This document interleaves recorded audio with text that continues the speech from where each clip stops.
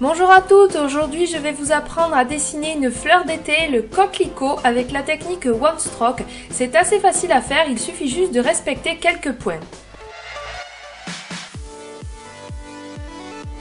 Donc voici des essais capsules que j'ai fait auparavant puisque j'ai appris le coquelicot en formation, donc à mon tour de vous l'apprendre. J'ai commencé par réaliser un dégradé, donc j'ai complètement oublié de le filmer, désolé. En fait j'ai juste posé du vernis beige, puis j'ai tapoté à la mousse un peu de vert et je saupoudrais des paillettes par-dessus, puis j'ai matifié, c'est tout.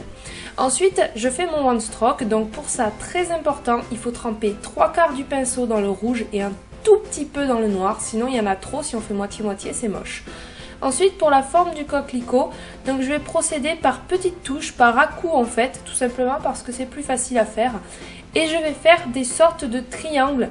Il faut surtout pas qu'il y ait trop de noir sur votre coquelicot. Donc pour ça, il faut bien vriller le pinceau de façon à ce que le noir reste sur place et que le rouge s'écarte en fait, que le pinceau tourne bien.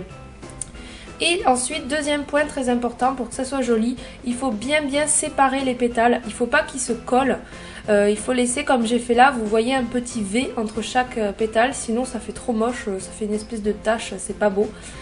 Et pour donner l'impression qu'ils sont vus un peu de 3/4, j'ai pas fait des pétales tout le long, enfin j'ai pas fait comme une fleur complète, j'en ai juste mis 3 ou 4 orientés vers le haut. Vous voyez qu'il y a un gros trou en bas, là où je vais faire la tige. Donc j'ai repassé 2 couches, toujours en one stroke, puis là avec mon pinceau de détail, je fais les petites tiges, donc je leur donne un peu une forme pour que ça fasse du mouvement, je fais des vagues un peu. Puis ensuite j'ajoute quelques feuilles. Alors pour les feuilles, je vous avais déjà montré dans plusieurs vidéos, en fait j'écrase mon pinceau, puis je le relâche des deux côtés, de façon à faire une feuille, et donc les deux traits ne se touchent pas au début pour faire la nervure. Ensuite avec de la peinture jaune orangé et avec le pinceau de détail je rajoute quelques points. Je ne les fais pas au dotting tool tout simplement pour que ça fasse pas des points mais des mouchetis, que ça fasse plus naturel. Et là c'est terminé, je pose mon top coat.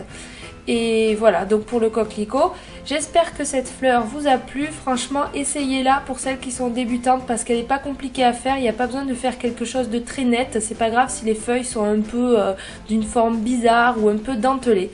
Voilà, moi je vous souhaite de bonnes vacances et je vous dis à bientôt pour une prochaine vidéo.